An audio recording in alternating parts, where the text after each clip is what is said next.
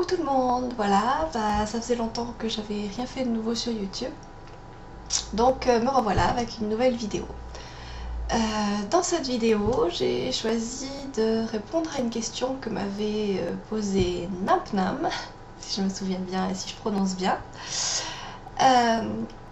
au sujet de mes étapes de base de teint. Parce que c'est vrai que d'habitude, dans toutes les autres vidéos que je fais, je montre beaucoup le maquillage des yeux et des lèvres. Et, bon, en fait, à ce moment-là, ma base de teint est déjà faite. Et donc ça, c'est vrai, je ne l'avais jamais montré. Donc voilà. Je vais commencer donc avec cette première vidéo qui montre mon process d'hiver pour la base de teint. Et qui utilise un fond de teint fluide, liquide plutôt. Et ensuite, je vous ferai une deuxième vidéo pour vous montrer mon process d'été, puisque bon, les saisons font qu'on n'utilise pas les mêmes produits. Donc, dans la deuxième vidéo, je vous montrerai ce que je fais en cette saison.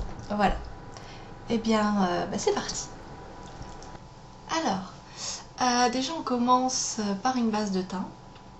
Donc, la base, c'est la base Yves Saint Laurent Top Secret. C'est un soin pinceau coup d'éclat. Et donc ce soin est vraiment magique. Il prépare la peau en fait à recevoir donc le maquillage. Et ce qui est magique en fait, c'est qu'il gomme immédiatement les marques de fatigue. Et donc il sert à unifier le teint et le lisser. Et en fait affiner le grain de la peau. Et vraiment c'est efficace et visiblement en fait. Donc c'est vraiment intéressant pour préparer la peau au maquillage. Donc ensuite je fais bien pénétrer le produit en activant la circulation sanguine avec un petit massage. Bon, normalement il faut attendre entre 1 et 2 minutes que le produit fasse effet avant de continuer la suite du make-up. Donc voilà, j'ai bien fait de le faire en accéléré en fait. Donc ensuite, on va passer au camouflage avec la palette correctrice Sephora qui propose 4 correcteurs, dont 2 fonds de teint qui sont pas géniaux et des 2 correcteurs, un vert pour les boutons et un mauve anti-cerne. Alors on va commencer par le vert. Alors bon comme tout le monde, j'ai des petites imperfections qui me gâchent la vie, des petites rougeurs, des trucs comme ça. Là j'ai l'air vachement fine.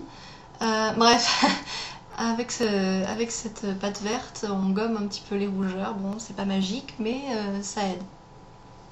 Ensuite, avec le correcteur mauve, je vais pouvoir gommer en fait mes cernes. Et ça marche vraiment, c'est un truc que j'ai découvert récemment et c'est vraiment très efficace pour masquer les cernes de fatigue. Donc voilà, j'en mets sur la paupière supérieure et aussi sur les cernes. Voilà. Voilà, vous pouvez voir. Donc maintenant on va passer à l'anti-cerne. Donc c'est l'anti-cerne Yves Saint Laurent numéro 1. Donc que j'applique bien entendu sous les yeux, les cernes évidemment, et là où il y a des petites imperfections sur l'arête du nez, sur les ailes du nez, et bien sûr ensuite je prends une éponge latex pour appliquer le produit.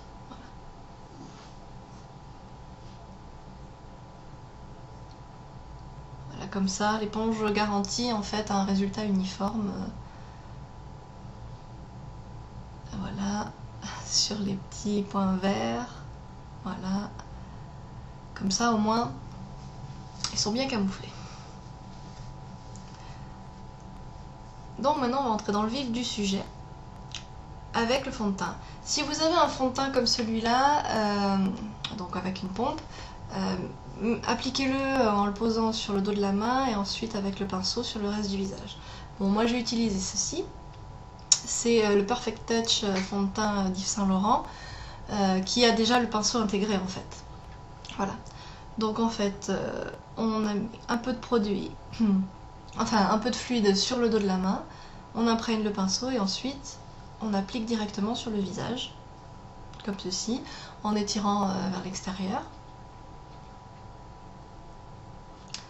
Et en fait, tout comme la base de teint Yves Saint Laurent, le fait d'avoir le pinceau intégré, c'est un vrai confort et en fait ça garantit une application uniforme et surtout le juste dosage, quoi. C'est pas ça diffuse pas trop en fait. Surtout, n'oubliez pas le lobe des oreilles et le cou. Voilà, en dégradé bien sûr. Bon, dans l'idéal, si votre fond de teint n'est pas trop foncé, normalement, ça devrait bien le faire. Voilà. Donc on n'oublie aucune petite zone. Voilà. Bon, je retouche toujours un petit peu au doigt, hein, à la fin.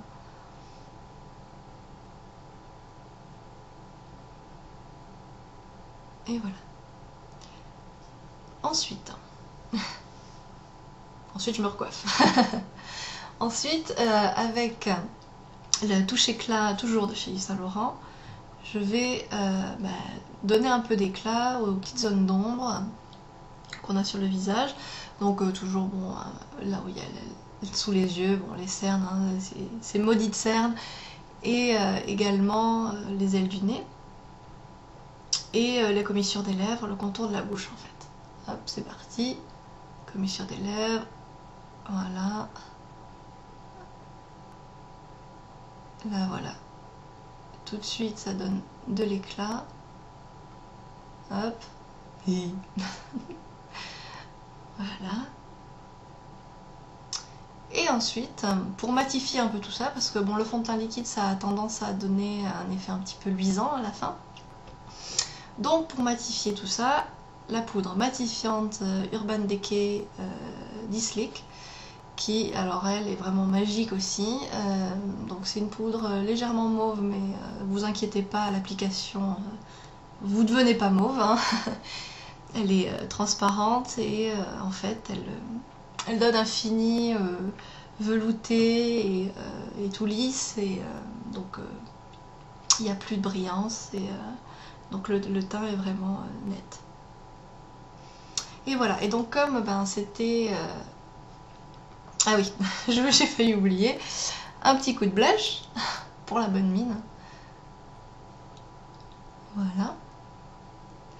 Et donc comme je disais, bon, c'est pour un process d'hiver, donc pour finir, je vais appliquer un baume à lèvres, voilà, un soin des lèvres, parce que l'hiver on a souvent les lèvres gercées, et voilà, ça fait une petite protection supplémentaire comme base de maquillage.